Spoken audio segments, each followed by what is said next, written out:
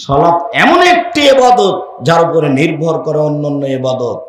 বুঝলাম সবচেয়ে দামি ইবাদত সিয়াম। আব্দুর রাজ্জাক সাহেব, আপনার মুখে এটাই বুঝলাম।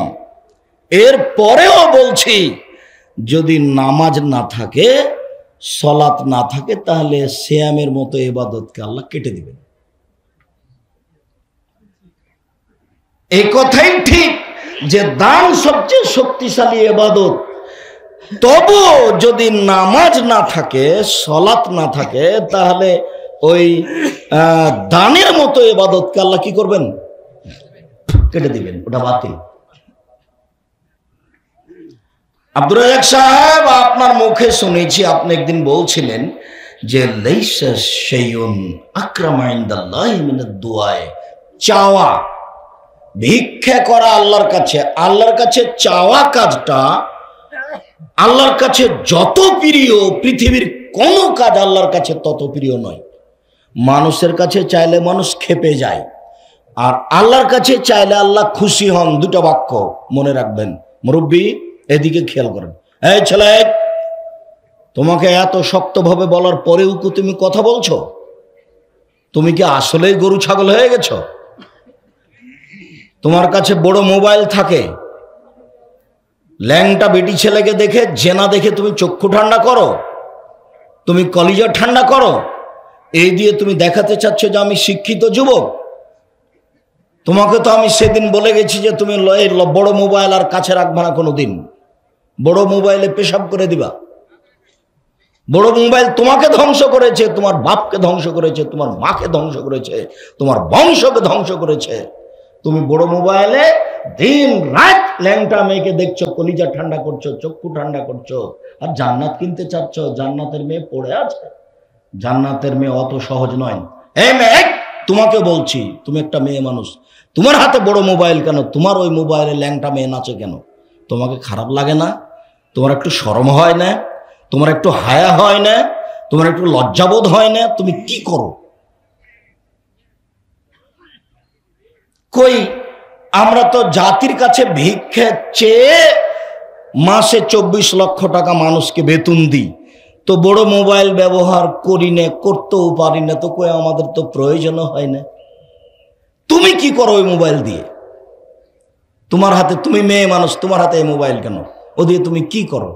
বলে আব্দুর রাজ্জাক, সেই দিয়ে আমি বই পুস্তক ঠিক করি, অনলাইনে পড়ি। তুমি অনলাইনে শুধু পড়ো আর কিছু করো না? তুমি শয়তানকে চিনো? শয়তান আল্লাহকে বলছে। আল্লাহ যখন বললেন সর সর এখান থেকে সর, আমি যে বললাম যে তুই আদমকে মেনে নে, তো তুই বললি যে আমি মানতে পারবো না, আমি মাটির তৈরি নই, আমি আগুনের তৈরি, তো তোর অহংকার বেশি হয়েছে, সর সর সর। তখন শয়তান বলছে ওয়া ইজ্জতাকা ওয়া জালালাকা ওয়া ইরতিফায়ে মাকানিকা, আল্লাহ তোমার মর্যাদার কসম, তোমার সম্মানের কসম, তোমার ইজ্জতের কসম, লা উবিয়ানাল ইনসানা, মানুষকে আমি ভ্রান্ত করবই করব। আমি শয়তান একাই জাহান্নামে যাব না, আদমের ছেলে মেয়েকে নিয়েই যাব, ওদের দেখে ছেড়ে দেব কি করে ও জান্নাতে যেতে পারে আমাকে বাদ দিয়ে। এই কথা যখন শয়তান বলল, তখন আল্লাহ বলছেন ওয়া ইজ্জতি ওয়া মাকানি ওয়া ইরতিফায়ে মাকানি ওয়া জালালি, শয়তান তুমি মনে রেখো, আমার সম্মানের কসম, আমার ইজ্জতের কসম, আমার মর্যাদার কসম, আদম সন্তান আমাকে যতবার বলবে ভুল হয়েছে, আমি ততবার ক্ষমা করে দেব। দেখি তুই কি করতে পারিস। তাহলে আপনি বুঝতে পারছেন না শয়তান আপনার কত বড় শত্রু। ও জিদ করে আছে, ও জীবন বাজি রেখে আপনাকে জাহান্নামে নিয়ে যাবে, এটা ওয়াদা করেছে আল্লাহর সামনে, এটা ওর ওয়াদা। এই জন্য কিয়ামত পর্যন্ত বেঁচে থাকবে। এই মেয়ে, ফ্যাশন বোরকা পরে আছো কেন? তোমার পরনে কোন বোরকা এটা? আর তুমি যে মাথায় কাপড় না দিয়ে বসে আছো, এটা তোমার কেমন? তোমাকে কে শিক্ষিতা বলেছে? কে বললো তোমাকে? না, আমি তো কোনোদিন বলিনি। দেখো, জাতির ক্ষতি করে, মানুষের ক্ষতি করে, জনগণকে জাহান্নামে ঠেলে দিয়ে নিজেকে শিক্ষিতা মনে করো না। নিজেকে গুটিয়ে রাখো। জীবন অল্প দিনের, বেশি দিনের জীবন নয়। এইভাবে হাট বাজারে যায় না, প্রয়োজন নেই। কই আমরা তো কোনোদিন হাট বাজারে যাই না, আমাদের তো চলছে, তো আমরা তো বেঁচে আছি। কোনো দিন নয়, একদিনও নয়, এক সন্ধ্যার জন্য নয়, 1 মিনিটের জন্য নয়, তো কই আমরা তো বেঁচে আছি। তোমার হাটে বাজারে যাওয়ার লাগে কেন? ঢং ঢং করে চলে যাচ্ছ হাটে বাজারে। তোমার বাপ নেই, তোমার ভাই নেই, তোমার স্বামী নেই, তোমার দেবর ভাসুর নেই, সব কি মরে গেছে? তুমি কি বিপদে পড়ে গেছো? তোমার একটা আত্মমর্যাদা থাকার দরকার। তোমার বাপের একটা আত্মমর্যাদা আছে, যেটা তুমি রক্ষা করবে। তোমার স্বামীর একটা আত্মমর্যাদা আছে, সেটা তুমি রক্ষা করবে। শোনো, মধ্যখানে তোমাকে বলছি দুটা কথা। সম্মানিত দিনী বোন, আপনাকে বলছি একটু দুটা কথা খেয়াল করেন তো। গল্প করছেন নাকি? আপনাকে গল্প করতে নিষেধ করলাম। একজন যদি আপনার গায়ের উপর দিয়ে এইদিকে চলে যায়, তবে আপনি মুখ খুলবেন না। গায়ের উপর দিয়ে চড়ে চলে গেছে, আপনি মুখ খুলবেন না। মুখ বন্ধ করেন।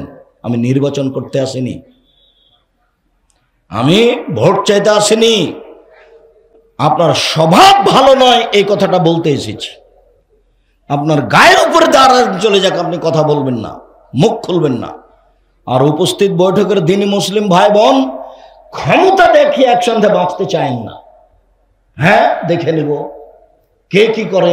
এই ক্ষমতা দেখিয়ে 1 মিনিট বেঁচে থাকার চেষ্টা করিয়েন না, এরই নাম জুলুম। দাঙ্গাবাজি করে, ক্ষমতা দেখিয়ে, দলীয় দাপট দেখিয়ে মানুষের জমি দখল করিয়েন না, মানুষকে জেল হাজতে দিয়েন না, দোকানে বসে মানুষের বিরুদ্ধে আড্ডা পিটিয়েন না, মানুষের বদনাম করিয়েন না, সুদ ঘুষ খেয়ে অর্থ সম্পদ তৈরি করে অহংকার করিয়েন না। দাঙ্গাবাজি করে, ক্ষমতা দেখিয়ে, আত্ম অহংকার করে 1 মিনিট বাঁচার চেষ্টা করিয়েন না। মাটির মানুষ নরম হয়ে যান। প্রতিবেশী যা বলেছে বলেছে, উত্তর দিবেন না। প্রতিপক্ষ যা বলেছে বলেছে, উত্তর দিবেন না। সময় শেষ হয়ে গেছে। শুনুন, উপস্থিত বৈঠকের মুসলিম বোন, আপনার কাছে এসেছি, আপনি একটু খাস করে দুটা কথা শুনে রাখেন। প্রথম কথা হলো এই যে আপনার একটু আত্মমর্যাদা থাকা দরকার। আত্মমর্যাদা, মান সম্মান। আপনার বাপের একটা আত্মমর্যাদা আছে, সেটা রক্ষা করা উচিত। আত্মমর্যাদা কাকে বলে দেখেন তো, আপনাকে আমি দেখাচ্ছি, 2-3টা দিক দেখাচ্ছি। আল্লাহ রাসূল জান্নাতে ঢুকলেন, ঢুকে দেখলেন স্বপ্নে খুব সুন্দর একটা টকটকে ঝকঝকে ঘর, বুখারীর হাদিস। তা আল্লাহ রাসূল বলছেন যে পাশে একটা বৃদ্ধা মহিলা, এই মহিলা বলতে পারো এই ঘরটা কার? তখন মহিলা বলছে, জি, এটা উমরের ঘর। তখন আল্লাহ রাসূল বলছেন, আমার মনটা চাইলো যে আমি একটু ঘরটার ভিতরে ঢুকে দেখি, বাহির যদি এত সুন্দর হয়, ভিতরই বা কেমন, দেখার আমার স্বাদ হলো। কিন্তু মনে পড়লো উমরের আত্মমর্যাদার কথা। উমর খুব বড় মানুষ, তার ঘরে ঢোকা যাবে না, তাই আমি ঢুকলাম না। সকালে উমরের সাথে দেখা হয়ে গেল। উমর, আমি জান্নাতে ঘোরার সময় দেখলাম তোমার একটা ঘর, আমার মনটা চাইলো তোমার ঘরে ঢুকি, কিন্তু তোমার আত্মমর্যাদাকে হিসাব করে আমি ঢুকতে পারিনি। উমর তখন বলছেন, আপনি আমার আত্মমর্যাদাকে খেয়াল করেন। এই বলে তিনি কাঁদতে লাগলেন। আপনার কাছে চলে আসলাম, একবারও তোমার সাথে মিলে আছে। আবু বকর সিদ্দিক রাদিয়াল্লাহু আনহু মেয়ে আসমা, আসমা গরিব মানুষ, তার স্বামী, ও মাঠে কিছু খেজুরের গাছ লাগিয়েছিল।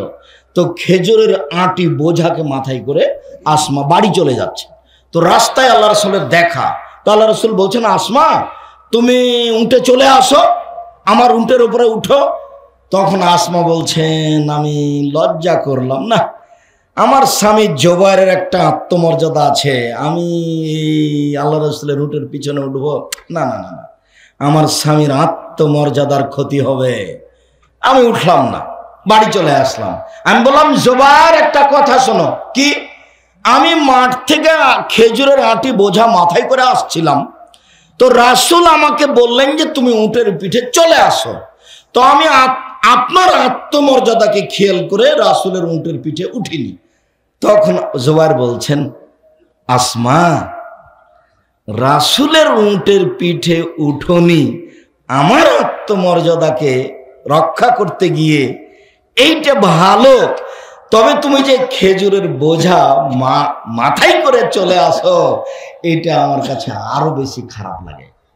এতে আমার আত্মমর্যাদাটা আরো বেশি বাধা দেয়। আমি এটা চাই না। তো তোমার স্বামী, তুমি বাজারে চলে যাও, এর গায়ে ধাক্কা লাগে, আসকারা মাস্কারা মুখে দিয়ে চোখে দিয়ে ঢং ঢং করে ঘুরে বেড়াও, তো তোমার বাপের একটু আত্মমর্যাদাতে বাধা দেয় লাগে না? খারাপ লাগে না? তোমার ভাইকে একটু খারাপ লাগে না? সবাই কি পশু প্রাণী হয়ে গেছে? বোঝে না ওরা অন্তর আছে, বুঝে না। দেখে না ওরা চক্ষু আছে, দেখে না। শোনে না ওরা কান আছে, শোনে না। উলাইকা কালানাম, তারা পশু প্রাণীর মতো, তারা গরু ছাগলের মতো, তারা কুকুর শ্লীলের মতো। তাহলে বাপ চাচার আত্মমর্যাদা হারিয়ে গেছে, এরা কি কুকুর শ্লীলের মতো পশু প্রাণীর মতো হয়ে গেছে? আমরা যদি শুনি যে বউ একদিন রাস্তায় যাচ্ছিল গাড়িতে, আর একজনের গায়ের সাথে লেগে গেছে, তাহলে তো ইন্নারিল্লাহ, অজ্ঞান হয়ে যাবে। আপনাকে একটু খারাপ লাগে না? উপস্থিত বৈঠকের মুসলিম বোন শুনুন, আত্মমর্যাদা। ওয়াইমের বলছেন, আল্লাহর নবী, আমি দেখছি যে আমার স্ত্রীর সাথে একজন অন্যায় করছে, তো কি করব? তখন আল্লাহ রাসূল বলছেন, 4 জন সাক্ষী খুঁজবা, নইলে তোমাকে পিটাবো। তখন আল্লাহ রাসূল, আমি আমার স্ত্রীর সাথে একজন অশ্লীল কাজ করছে আর আমি সাক্ষী খুঁজতে যাব? আমার মনে চাচ্ছে ওকে আমি তরবারি দিয়ে মেরে দেবো, ওকে তরবারি দিয়ে মেরে দেব। তখন আল্লাহ রাসূল বলছেন, দেখছো উমাইরের আত্মমর্যাদা, তার একবারে আত্মমর্যাদা আঘাত লেগেছে, আমার স্ত্রী অশ্লীল কাজ করছে, সাক্ষী খুঁজতে যাব না, লোকটাকে মেরে দেব। আরে শোনো, ওয়াইমের আত্মমর্যাদা যত, আমার আত্মমর্যাদা তার চেয়ে অনেক অনেক বেশি। আমার আত্মমর্যাদা যত, আল্লাহর আত্মমর্যাদা তার চেয়ে অনেক অনেক অনেক বেশি। যখন কোনো মানুষ অশ্লীল কাজ করে, তখন আল্লাহর আত্মমর্যাদাতে খুব আঘাত লাগে। ছি। আমি বললাম, একজন বিবাহ করো, যদি না হয় তা আরেকটা বিবাহ করো, যদি না হয় তা আরেকটা করো, যদি না হয় তা আরেকটা করো, 4-4টা বউ করো। আমি তো বললাম, তারপরে তুমি অশ্লীল কাজ করতে গেলে কেন? ও আদমের ছেলে মেয়ে, যখন তুমি অশ্লীল কাজ করতে যাও, তখন আমার আত্মমর্যাদাতে আঘাত লাগে। এটা কে বলছেন? আল্লাহ। কথাটা বলছেন আল্লাহর নবী। এবার আপনাকে আমি সতর্ক করছি। আবু হুরায়রা রাদিয়াল্লাহু তাআলা আনহু বলেন, রাসূল সাল্লাল্লাহু আলাইহি সাল্লাম বলেছেন, 3 শ্রেণীর মানুষ জান্নাতে যাবে না। 1, মদবেনুল খামর, যারা নিয়মিত বিড়ি, তামাক, জর্দা, সিগারেট, গুল, নেশাদার দ্রব্য খায়, পান করে, তারা জান্নাতে যাবে না। আজ থেকে মাটিকাটা এলাকায়, সারা গোদাগাড়ি, রাজশাহী, চাঁপাইনবাবগঞ্জ এলাকায় দোকান আর বিড়ি বিক্রি হবে না, সিগারেট বিক্রি হবে না। তুমি কেমন আত্মার বিরুদ্ধে চলতে পারো তা আজকে দেখা যাবে। তুমি যদি এখান থেকে বের হয়ে আবার সিগারেট ধরাও, তাহলে তুমি ধরে না আমি গরু ছাগলের মতো, আমি বুঝেও বুঝি না, আমি পশুর মতো, আমি বুঝেও বুঝি না। আমি আসলে মানুষ হয়ে কখন বাদ পড়ে গেছি, মানুষ থেকে আমি কখন বাদ পড়ে গেছি, এটা তো খারাপ। বিড়ি, তামাক, জর্দা, সিগারেট, গুল, নেশাদার দ্রব্য পান করে খায় যে, সে জান্নাতে যাবে না। 2, আর রাজলাতু মিনান নিসায়ে, পুরুষের বেশধারী নারী, যারা পুরুষের জুতা স্যান্ডেল পরে, যারা পুরুষের শার্ট প্যান্ট পরে, যারা পুরুষের পোশাক পরে, তারা জান্নাতে যাবে না। তোমার গায়ে কি পুরুষের পোশাক আছে? তুমি সাবধান হও, তোমাকেই বলছি। 3, অদায়ুস আল্লাযী ইউকরিহু ফিল খাবাসা, ওই লোক জান্নাতে যাবে না যে দায়ুসকে, যে তার বাড়িতে বেহায়াইয়ের সুযোগ দিয়েছে, যার বউ, যার মেয়ে নগ্ন পোশাকে চলে, স্কুল কলেজে যায়, ও হচ্ছে দায়ুস। যার স্ত্রী নগ্ন পোশাকে পলে, সে হচ্ছে চলে, সে হলো দায়ুস। এ জান্নাতে যাবে না। এই 3 শ্রেণীর মানুষ জান্নাতে যাবে না।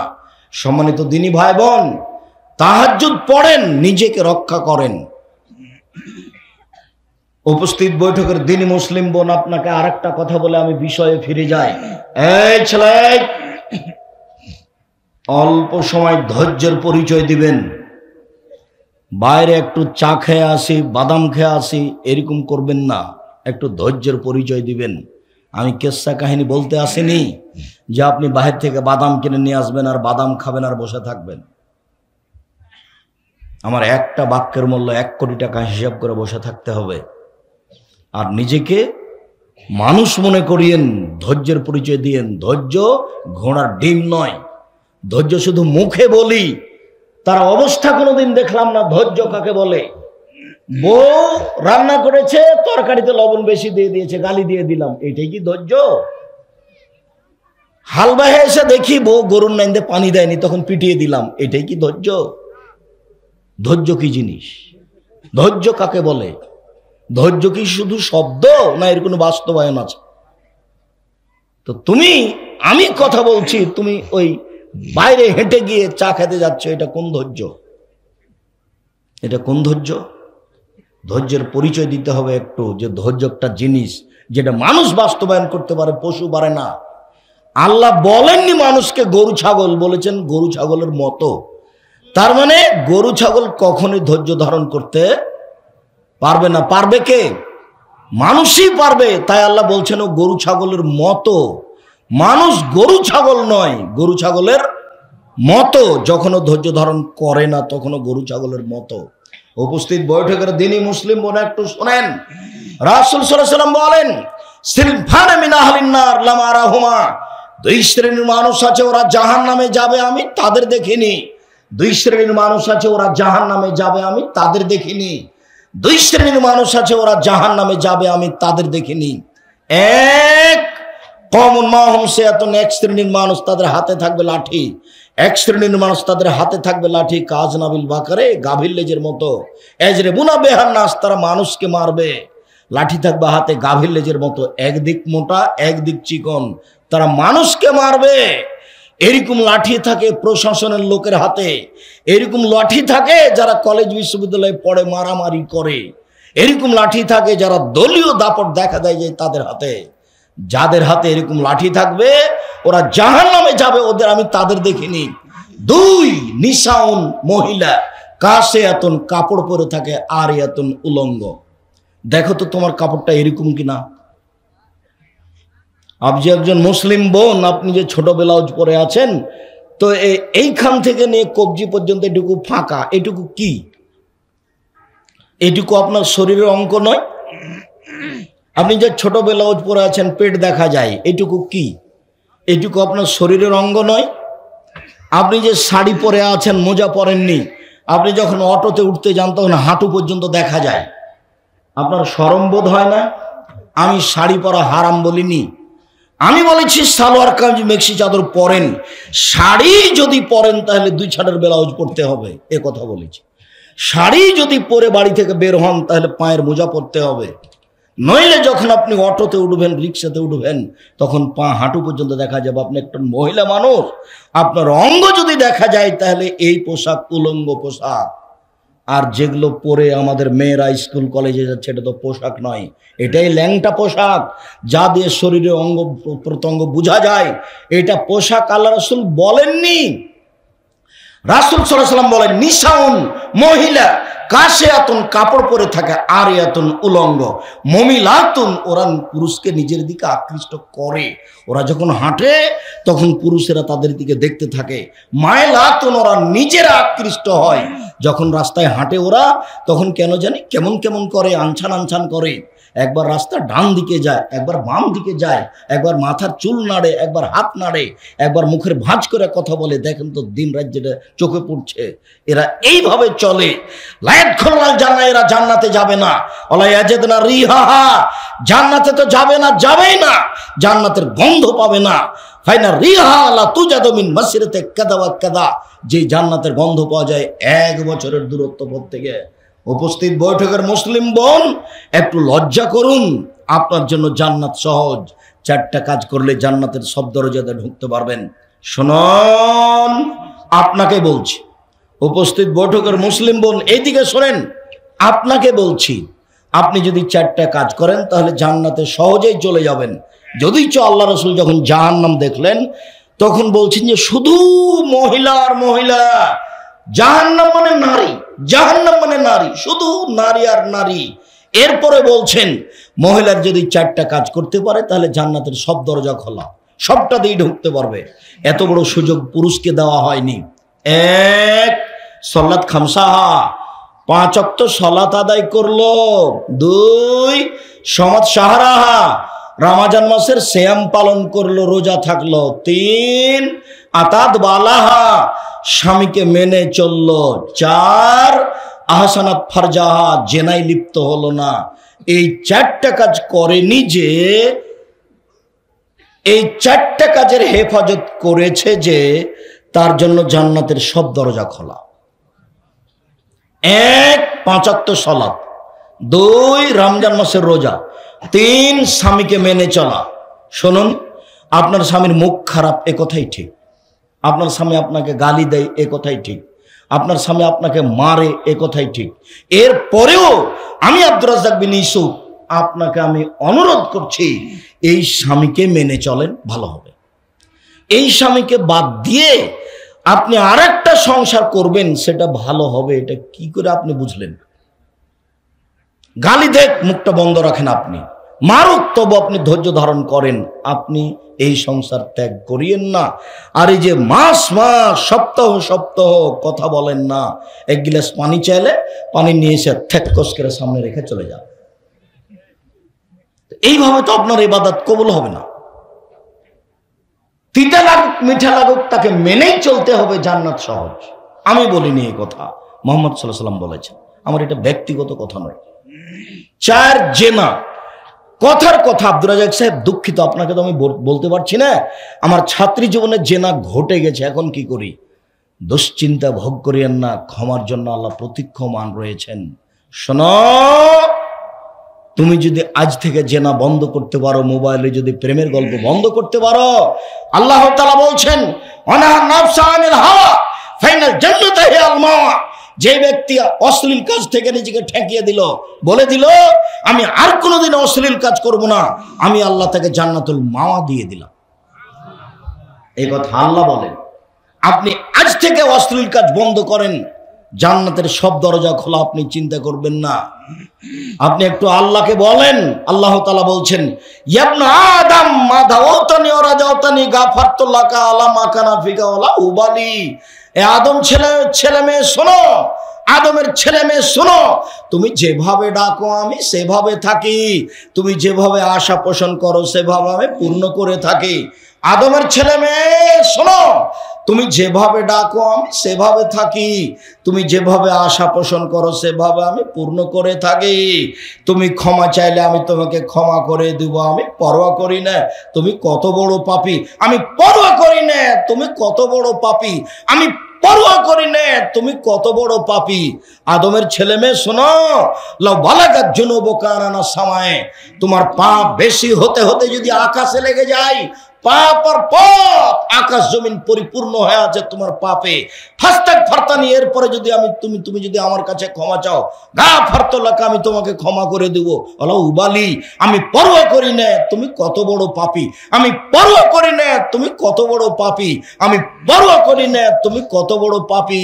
আদমের ছেলে মেয়ে শোনো, এই 2টা বাক্য আমি পৃথিবীতে বললাম। বিচারের মাঠে যখন তোমরা সবাই আসবে, তখন আমি আল্লাহ তোমাদের সামনে আবার আসব। আল্লাহ আপনার সামনে বিচারের মাঠে এসে বলবেন, আদম সন্তান শোনো, লা আতাইতানি বিকুরাবিলার যে খাতায়া সুমা লাকিতানি লা তুশরিকু শায়া লা আতাইতুকা বিকুরাবিহা মাগফিরা। আদমের ছেলে মেয়ে শোনো, আজকে বিচারের মাঠে উপস্থিত হয়েছো পাপ নিয়ে। তোমাদের পাপ আকাশ জমিন পরিপূর্ণ হয়ে আছে, পাপ আর পাপ। আমি আল্লাহ তোমাদের সামনে উপস্থিত হয়েছি। তোমার যেই পরিমাণ পাপ আমার সেই পরিমাণ ক্ষমা, তোমার যেই পরিমাণ পাপ আমার সেই পরিমাণ ক্ষমা। তোমার পাপ যত আমার ক্ষমা তত, তোমার পাপ যত আমার ক্ষমা তত, যদি শিরক না থাকে। শেষে একটা বাক্য বললেন, যদি শিরক না থাকে। এটার নাম বাংলাদেশ। ভারত বাংলাদেশে শিরক চলে বিপদ সীমার উপর দিয়ে। এদেশের স্কুল কলেজ শিক্ষা প্রতিষ্ঠান অফিস আদালত কোর্ট কাচারি শিরক দিয়ে ভরা। এদেশের বাড়ি ঘর শিরক দিয়ে ভরা। আপনার মা কুলাতে চাউল ঝাড়ছে, আপনার ছেলে যদি কুলার উপরে চড়ে নেয়, তাহলে আপনার মা বলে সর, কুলাক্ষণের ছেলে, কুলাতে পা দিতে হয়। তো কুলাতে পা দিলে কি হবে? এটা বলতে পারে আপনার মা, এখন একটু শর্ত বিরক্ত করিস না, এটা বলতে পারে। কিন্তু বলছে যে কুলাতে কি পা দিতে হয়, কুলাতে পা দিলে কি হবে? পা দিয়ে কুলা ভেঙে ফেলে দেবে, তাতে কি আছে? এই কথা আপনার মা বলতে পারেন, আপনার স্ত্রী বলতে পারেন, শর্ত তোরা বিরক্ত করিস না তো কাজ করতে, এটা বলতে পারে। কিন্তু কেন বললো যে কোলাতে পা দিতে হয়, এই কথা কেন বললো? আখাতে চুলহাতে পা দিতে হয় কেন বললো এই কথা? ভাতের পাতিলে পা লেগে গেল, এটা কেমন হয়ে গেল, এ তো কেন বললো? গরুকে লাথি মারা যায় কেন বললো? তুলসী গাছ তুলে ফেলা যায় না, এই কথা কেন বললো? হাত থেকে গিলাস পড়ে গেছে, কুটুম্ব আসতে পারে, এই কথা কেন বললো? ঘরের উপরে কাক কাক ডাকছে, কি জানি হতে পারে, বিপদ হতে পারে, আর আত্মীয় স্বজন আসতে পারে, এই কথা কেন বললো? ছেলের মেয়ের বাচ্চা হয়েছে, রাতে বের হবে এই বাচ্চার মা, তাই লোহা হাতে করে বের হতে হবে, দালি খুরপি কিছু বের হতে হবে হাতে করে, নইলে বাচ্চাকে চোরাচুরি পাখিতে ধরবে, এটা কেন বললো? কত সেরেক আছে, তার কোনো হিসাব না। অপবিত্র অবস্থায় বেগুনের গাছ থেকে বেগুন তুলে আনা যায় না, সিমের গাছ থেকে সিম ছিঁড়ে আনা যায় না। ফরজ গোসল করেনি, সেজন্য কিছু করতে পারে না। সব কিছু করতে পারে, ফরজ গোসল না করে পারে না নামাজ পড়তে, পারে না কোরআন তেলাওয়াত করতে। গোসল করতে না পারলে তায়াম্মুম করে করবে, কিন্তু করা যাবে না, এই কথা বললো কেন? আরো তো আছে শিরকের কোনো শেষ নাই। এদেশের মাটিতে শিক্ষা প্রতিষ্ঠান, অফিস আদালত শিরক দিয়ে ডুবে আছে। আদম সন্তান শুনে রেখো, আজ বিচারের মাঠে যদি তোমাদের পাপ থাকে, আকাশ জমিন পরিমাণ পাপ, আমি আল্লাহ ওই পরিমাণ ক্ষমা নিয়ে এসেছি। তোমার পাপ যত আমার ক্ষমা তত, তোমার পাপ যত আমার ক্ষমা তত, তোমার পাপ যত আমার ক্ষমা তত। যদি শিরক না থাকে, শিরক খুব বিপজ্জনক বস্তু, খুব বিপজ্জনক জিনিস হলো শিরক। আল্লাহর সাথে শিরক করলে আল্লাহর মানের হানি হয়। সম্মানিত দিনী ভাই বোন, বলছিলাম উপস্থিত দিনী বৈঠকের মুসলিম বোন, আপনার কাছ থেকে চলে আসলাম, আর আপনাকে একটু বলছি, একটু স্বভাবটা পরিবর্তন করেন। শান্তি তৃপ্তি স্ত্রীর কাছে আছে। স্বর্ণ দিয়ে যদি ঘর বানান, মখমল চাদর যদি বিছানা সাজান, এরপরে যদি স্ত্রী না থাকে তাহলে শান্তি তৃপ্তি নেই। ভাত খেলে শান্তি তৃপ্তি নেই, শান্তি তৃপ্তি আছে স্ত্রীর বউয়ের কাছে। শুনুন, মিষ্টি খেলেও শান্তি তৃপ্তি হবে না, শান্তি তৃপ্তি আছে স্ত্রীর কাছে। সব শান্তি তৃপ্তি আল্লাহ স্ত্রীর কাছে রেখে দিয়েছেন, তো তাকে মারেন কি করে? তাকে গালি দেন কি করে? মুখ খারাপ করেন কি করে? কেন বললেন যে তোর বাপের বাড়ি যাব না? কালকেই তুমি তোমার শ্বশুর বাড়ি যাওয়া, আর 12.5 কেজি চাউল কাফারা দিয়ে দেবা। তুমি যে বলেছ আর যাব না, এটার নাম হলো কসম। তোর বাপের বাড়ি আর যাব না, এটার নাম কি? কসম। এখন কি করতে হবে? আজকে যেতে হবে। তো গিয়ে কিভাবে যাব? 1.5 কেজি করে চাউল দিবা 10 জন ফকিরকে, তাহলে কতখানি হলো? 12.5 কেজি হলো না? 10 জন ফকিরকে কত করে দিতে হবে?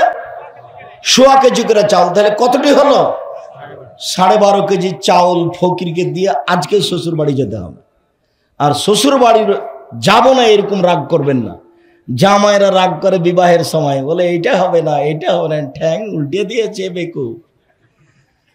আজকে তোমার শ্বশুর বিপদে পড়েছে, আজকে তুমি সহযোগিতা করো, এত ঢং কেন? এরকম স্বভাব কেন? এসব স্বভাব আমাকে খুব ঘৃণা লাগে, খারাপ লাগে। এটা আপনি কেন করবেন? একটু ভালো হয়ে যান, 5 ওয়াক্ত সালাত আদায় করেন, একটু ভালো হয়ে যান, ভালো হবে। অল্প জীবন, মানুষকে কষ্ট দেওয়ার চেষ্টা করিয়েন না, কাউকে ধমকায় কথা বলবেন না, কাউকে গালি দিয়েন না, কাউকে মারতে যায়েন না, কাউরে একেবারে খেপে জমি জায়গা দখল করতে যায়েন না, মামলা দিতে যায়েন না। মামলা দিবেনই না মানুষের বিরুদ্ধে, যা হচ্ছে হোক। যখন সিলেট কোর্টে মামলা হলো আমার নামে, 5,000 কোটি টাকার মামলা। কত টাকার? 5,000 কোটি টাকার মামলা। কেন? আমি নজরুল ইসলামের মানের হানি করেছি। কিভাবে? নজরুল ইসলাম বলেছে, মসজিদের পাশে কবর দিও ভাই, এই গুনাহগার কবর আযাব হতে পাইবে রেহাই। তখন আমি বলেছি, ভুল হিসাব, মসজিদের পাশে কেন? কারো বাপের কবর যদি কাবা ঘরের নিচে হয় তবু রক্ষা হবে না। বিচারি। তা আমি এই কথা বলে নাকি তার মানের হানি করেছি। তাই যতবার ঠাকুর বলছে, ওমা তোমার আকাশ তোমার বাতাস, তুমি কি জানো ঠাকুর বলছে, ও কালিমা তোমার আকাশ তোমার বাতাস, কালিমার বাপের আকাশ। তো ঠাকুর তো বলছে ও কালিমা তোমার আকাশ তোমার বাতাস। তো আমি বললাম যে তো কালিমার আকাশ নয়, কালিমার বাতাস নয়, ঠাকুর বলেছে, ঠাকুরের বলা ঠিক হয়নি, তা আমি ঠাকুরের মানের হানি করলাম। এই জন্য কত টাকার মামলা? 5,000 কোটি টাকার। তো এবার আমি কাঠগড়ায় দাঁড়ালাম, তখন আমাকে জজ বলছে, আপনি কি আব্দুর রাজ্জাক বিন ইউসুফ, পিস টিভির আলোচক? জি। আমাকে বলছে আপনার মামলা খারিজ করে দিলাম। এটা সিলেট কোর্টের অবস্থা। আর যখন সুনামগঞ্জ কোর্টে দাঁড়ালাম, তখন আমাকে বলছে, আব্দুর রাজ্জাক সাহেব, মামলা সম্পর্কে আপনার সাথে কোনো কথা নেই, আপনার মামলার নথিপত্র রাখলাম, আপনার সাথে আমার কিছু কথা। 15 মিনিট একটানা আমার সাথে কথা বললো। আমাকে উকিল বলে দিয়েছে, যাই বলুক আপনি মুখ খুলবেন না, খালি শুনবেন। আপনার কথা চিরদিনই শুনি, আজকে শুধু আমার কথাটা শুনবেন। ওরা জজ, ওদের ক্ষমতা অনেক বেশি, যেটা বলবে সেটাই। অতএব আপনি মুখ খুলবেন না, আজকে খালি আমার একটা কথা শোনেন, মুখ খুলবেন না। তো 15 মিনিট যা বললাম আমি শুধু তাই শুনতেই থাকলাম। তারপরে বললেন যে আপনার আমি কি এটাকে বলে জামিন মঞ্জুর করলাম। ও একথা বললো না যে মামলা খারিজ করলাম, এ কথা বললো না, জামিন মঞ্জুর করলাম। তারপরে যে কি হয়েছে আর যাওয়া লাগে না।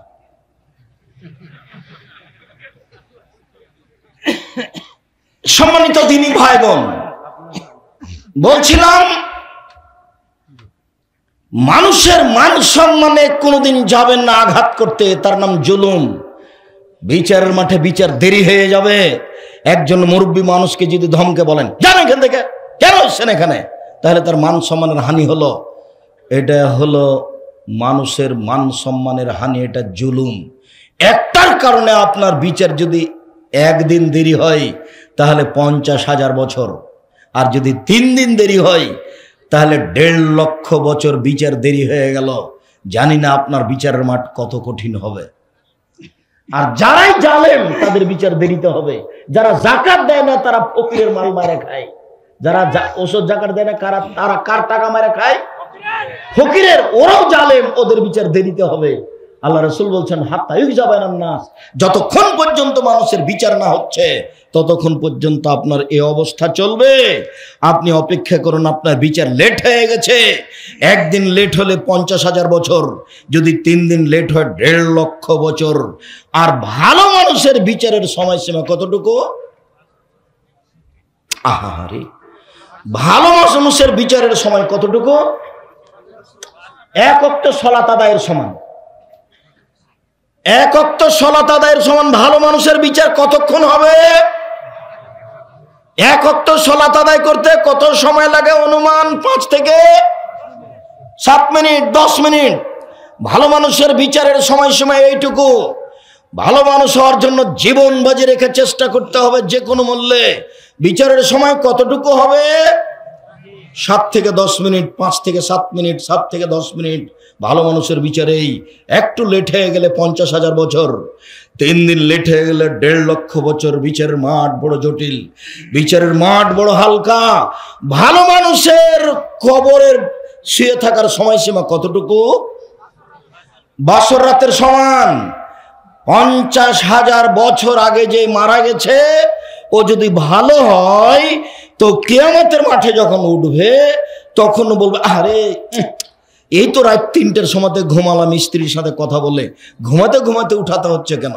আল্লাহ রাসূল বলছেন, লাইকে জোহা ইল্লা হাবা আলী ইলাইহি নাম কানামাতিল আরুসে। উত্তর সুন্দর হয়ে গেছে, কবরে তোমার উত্তর সুন্দর হয়ে গেছে। তুমি ঘুমিয়ে যাও বাসর রাতের ঘুমানোর মতো। তুমি ঘুমিয়ে যাও বাসর রাতের ঘুমানোর মতো। যাকে কেউ উঠাবে না নিজের মানুষ ছাড়া, যাকে কেউ উঠাবে না প্রিয় মানুষ ছাড়া।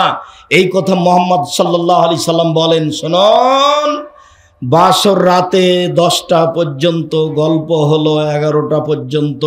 তারপরে মা বাসর ঘর সাজিয়েছে, ভাবি নয়, চাচাতো বোন নয়, মা খালা ফুফু বাসর ঘর সাজিয়েছে।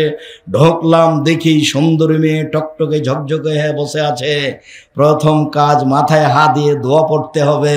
দ্বিতীয় কাজ 2 রাকাত সালাত আদায় করতে হবে। তৃতীয় কাজ দোয়া পড়ে দাম্পত্য জীবনে যেতে হবে। স্ত্রী আপনার, এ কথা ঠিক, তবে আপনার অধিকার নাই অধিকার মুহাম্মদ সাল্লাল্লাহু আলাইহি সাল্লামের। দোয়া পড়তে হবে, বিসমিল্লাহ আল্লাহুম্মা জান্নিবনা শায়তান ওয়া জান্নিবি শায়তান মা রাযাকতানা। এরপরে মিলন, এরপরে কিছুক্ষণ কথা বলতে বলতে রাত 3টা বেজে গেল, ঘুমিয়ে গেলাম, 5টায় আজান হয়ে গেল। তাহলে 5টার সময় স্ত্রী বলছে চলো ঘুম থেকে উঠো, সালাত আদায় করতে হবে। তাহলে বাসর রাতে মোটামুটি কতটুকু ঘুমালো? 3টায় ঘুমিয়েছে, 5টায় আজান, তাহলে 2 ঘন্টা। আবার আপনারা বলিয়েন না যে বাসর রাতের সময়সীমা 2 ঘন্টা, নাহলে ওটা আবার বিপদ হয়ে যাবে। তার মানে একটা মোটামুটি সময়সীমা 1.5-2 ঘন্টা। তাহলে একটা ভালো মানুষের কবরের সময়সীমা কতটুকু? 1.5-2 ঘন্টায় কথা মুহাম্মদ সাল্লাল্লাহু আলাইহি ওয়াসাল্লাম বলেছেন। অথচ লোকটা কবরে কতদিন থেকে আছে? 5000 বছর থেকে।